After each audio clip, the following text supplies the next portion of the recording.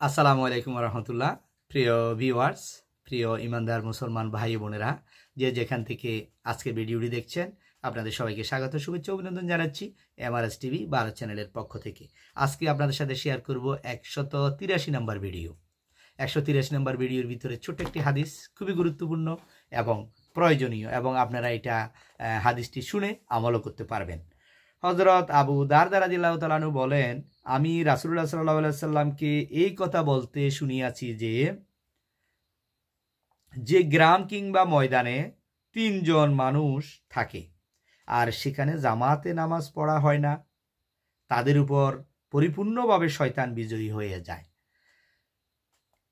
আবু দারদা রাদিয়াল্লাহু তাআলা বলেন, আমি রাসূলুল্লাহ সাল্লাল্লাহু আলাইহি সাল্লামকে বলতে শুনেছি 3 জন লোক মাঠে আছে, এমন টাইমে এমন সময়ে আজান দেওয়া হলো, এখন নামাজ পড়বে, ওরা কিন্তু একা একা নামাজ পড়তেছে, অথচ 3 জন লোক আছে, 3 জনে মিলে একটা জামাত করতে পারে, কিন্তু জামাত সে করতেছে না, জামাত না করে একা একা একা নামাজ পড়তেছে। তখন রাসূলুল্লাহ সাল্লাল্লাহু আলাইহি সাল্লাম বলতেছেন যে ওখানে শয়তান বিজয়ী হয়ে যায়। শয়তান 3 জনকে প্ররোচনা দিয়ে আলাদা আলাদা করে দিয়েছে, একজন আলাদা আলাদা নামাজ পড়তেছে। তাহলে এখানে জামাতের গুরুত্ব কত বেশি, জামাতে নামাজ পড়াটা কত মূল্যবান, কত গুরুত্বপূর্ণ। রাসূলুল্লাহ সাল্লাল্লাহু আলাইহি সাল্লাম বলতেছেন 3টা লোক একসাথে হইলে ওখানে জামাত করে ফেলো, 2টা লোক হইলে ওখানে জামাত করে ফেলো। তাহলে জামাতের মর্যাদা বেশি, জামাতের ফজিলত বেশি। এখানে একা একা যদি নামাজ পড়া হয়, বলতেছে শয়তান বিজয়ী হয়ে যায়। কাজে জামাতের সাথে নামাজ পড়াকে জরুরি মনে করো। তাহলে আমাদের এই হাদিস থেকে এটা শিক্ষা নেব, আমরা জামাতে নামাজ অবশ্যই জামাতে পড়ার চেষ্টা করব, আমরা জামাত ছেড়ে দেব না। একা বকরিকে বাঘে খেয়ে ফেলে, অনেকগুলো বকরি একা একা যদি কোনো ছাগল যদি একা থাকে, তাহলে তাকে বাঘে যে কোনো মধ্যে ধরে ফেলতে পারে।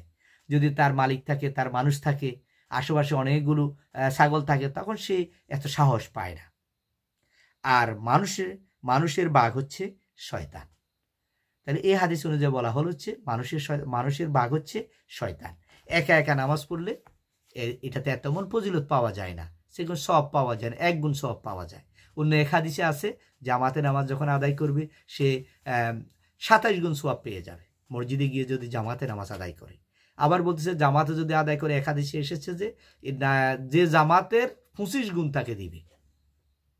আবার এটাকে যদি সে আরও বেশি ভালোভাবে পড়ে, পরিপূর্ণভাবে আদায় করে, মাঠে ময়দানে আদায় করে, 4 জন 5 জন আরো বেশি লোক একসাথে আদায় করে, তখন তাকে 50 গুণ সওয়াব দেওয়া হয়। সুবহানাল্লাহ, কত ফজিলত, কত ফজিলতপূর্ণ নামাজ। এই জন্য এই হাদিস থেকে আমরা এটাই শিক্ষা নেব হচ্ছে, আমরা কখনো নামাজ ছেড়ে দেব না, আমরা জামাতের সহিত নামাজ আদায় করব। এই হাদিসটি এসেছে হচ্ছে আবু দাউদ শরীফ গ্রন্থে এসেছে 547 নম্বর হাদিস।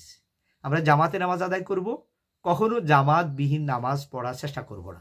যদি আমি অসুস্থ হই, যদি আমার মসজিদের যাতায়াতে কোনো সমস্যা হয়, মসজিদে যাওয়ার সময় যদি কোনো বিপদ আপদ থাকে, আমি অসুস্থ, আমাকে সাপে কামড় দেওয়ার সম্ভাবনা রয়েছে, আমার জীবন নাশের সমস্যা হতে পারে, তাহলে আমি ঘরে একা একা নামাজ পড়ব। আর না হয় আমাকে জামাতে নামাজ অবশ্যই পড়তে হবে, অবশ্যই পড়তে হবে। আল্লাহ তাআলা আমাদের সবাইকে এই হাদিস অনুযায়ী আমল করার তৌফিক দান করুন। আমি আসসালামু আলাইকুম রহমতুল্লাহ।